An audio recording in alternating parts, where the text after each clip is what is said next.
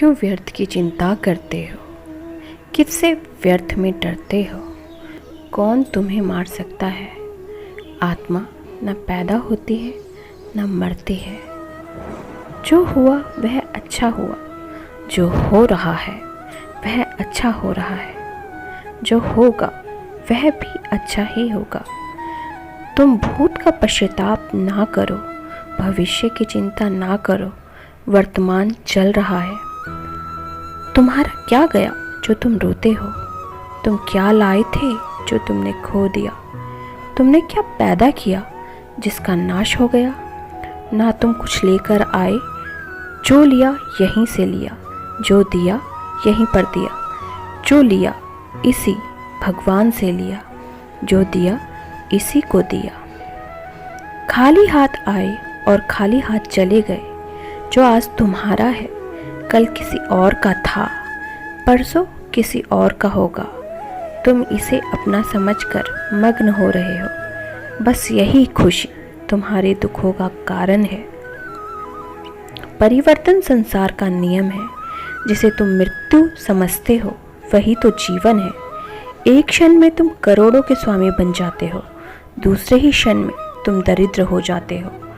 मेरा तेरा छोटा बड़ा अपना पराया मन से मिटा दो, फिर सब तुम्हारा है और तुम सबके हो। ना ये शरीर तुम्हारा है ना तुम शरीर के हो। ये अग्नि जल वायु पृथ्वी आकाश से बना है और इसी में मिल जाएगा।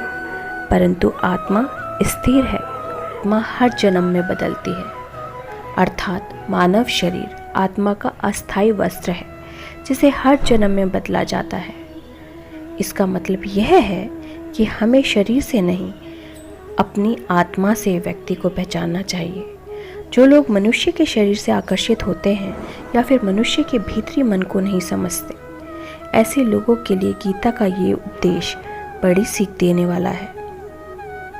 गीता सार में श्री कृष्ण ने कहा है कि हर इंसान के द्वारा जन्म मरण के चक्र को जान लेना बेहद आवश्यक है, क्योंकि मनुष्य के जीवन का मात्र एक ही सत्य है और वो है मृत्यु। क्योंकि जिस इंसान ने इस दुनिया में जन्म लिया है उसे एक दिन इस संसार को छोड़कर जाना ही है और यही इस दुनिया का अटल सत्य है।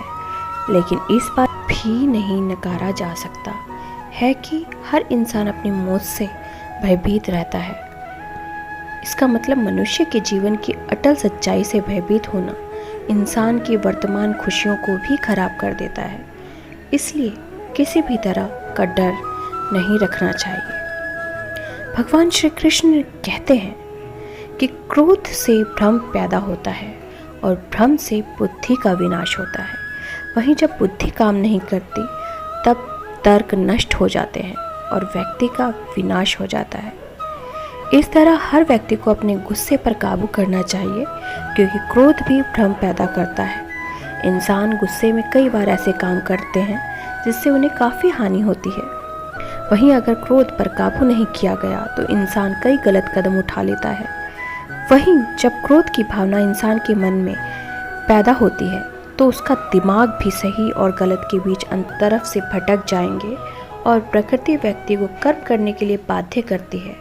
जो व्यक्ति कर्म से बचना चाहता है वह ऊपर से तो कर्म छोड़ देता है, लेकिन मन ही मन उसमें डूबा रहता है। अर्थात जिस व्यक्ति का स्वभाव होता है वह उसी के अनुरूप अपने कर्म करता है। मनुष्य को खुद पर भरोसा रखना चाहिए, क्योंकि जो लोग खुद पर भरोसा करते हैं वह निश्चय ही सफलता हासिल करते हैं। वही इंसान जैसा विश्वास करता है वह वैसा ही बन जाता है। जो लोग कर्म नहीं करते और पहले से ही परिणाम के बारे में सोचते हैं, ऐसे लोगों के लिए गीता का सार यह उपदेश बड़ी सीख देने वाला है। इसमें श्री कृष्ण ने कहा है कि इंसान को अपने अच्छे कर्म करते रहना चाहिए और यह नहीं सोचना चाहिए कि इसका क्या परिणाम होगा, क्योंकि कर्म का फल हर इंसान को मिलता है।